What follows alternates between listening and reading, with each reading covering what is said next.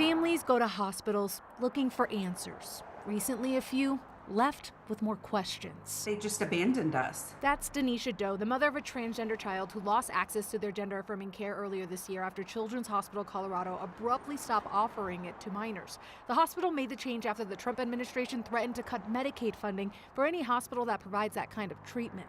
The pair are part of a lawsuit that has made its way to the state Supreme Court, arguing that losing access to this care is dangerous and discriminatory. It's really mind-blowing that anyone would allow that to happen. Dr. Dan Karasik is a psychiatrist who quite literally wrote the book on gender-affirming care. He co-authored the World Professional Association of Transgender Health Standards of Care when it comes to treatment. In states that have banned this care, have found big jumps in the number of suicide attempts. It's just devastating.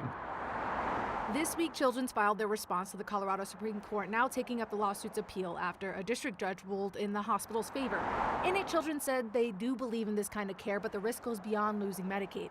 A hospital could be at risk of losing their license, calling federal exclusion, quote, a death sentence, since a hospital can't operate without funding or accreditation.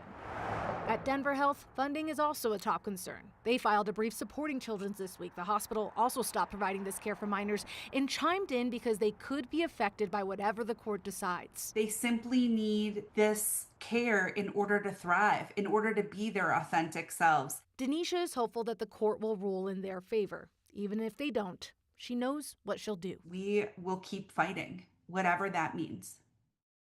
The plaintiffs have a week to respond and can ask for an oral argument. After that, the Colorado Supreme Court will take some time to decide, but the plaintiff's attorney expects a ruling to happen pretty quickly. Jaleesa Rosari, 9 News.